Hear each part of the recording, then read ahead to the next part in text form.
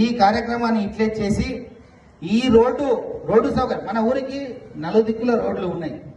ఇటు వస్తే ఏదుట్ల గోపాల్పేట వనపర్తి రోడ్డు ఇది ఇన్కంప్లీట్ ఉంది, అసౌకర్యంగా ఉంది, బాలేదు రోడ్లు, గుంతలు మిట్టలు, ఆటోలు కానీ కార్లు కానీ బైకులు కానీ వర్షం వస్తే ఇంకా ఘోరం.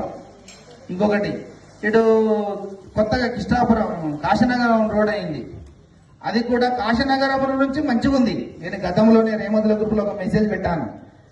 మన ఊరు నుంచి కాశీనగరం రోడ్డు కాశీనగరం నుంచి మంచిగా ఉంది, ఏదుట్ల రోడ్డు ఏదుట్ల నుంచి మంచిగా ఉంది, తిరుమలాపూర్ రోడ్డు తిరుమలాపూర్ నుంచి మంచిగా ఉంది, పానగల్ రోడ్డు పానగల్ నుంచి మంచిగా ఉంది, సింగాయపల్లి రోడ్డు సింగాయపల్లి నుంచి మంచిగా ఉంది. అంటే ఈ మన ఊరు నుంచి నెక్స్ట్ గ్రామానికి టచ్ అయ్యేటటువంటి ఊర్లలో రోడ్డు మంచిగా లేదు. అంటే మన ఊరు మీద పగబట్టినటువంటి దృశ్యం మనకు కనిపిస్తుంది.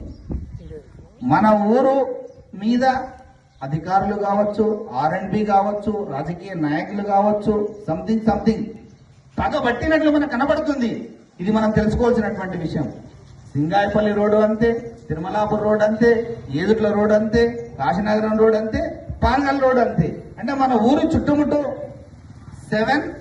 6 లేదా 10 కిలోమీటర్స్, 6 లేదా 10 కిలోమీటర్లు.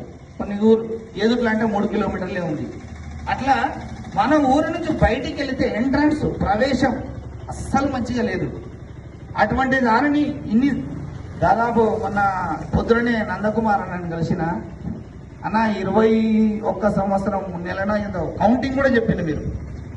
21 సంవత్సరం 1 నెల అయింది రోడ్ వేసి, ఇప్పటికీ దానికి బాగోగులు అనేది రోడ్డు విషయాలు ఎవరు చూడలేదనే విషయం అది నిజం.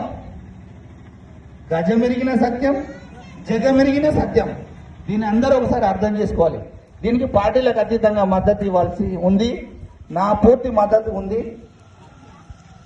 ఈరోజు నిరసన దీక్ష ఇది ఆది, ఇది మొదలు, ఇది ప్రారంభం మాత్రమే.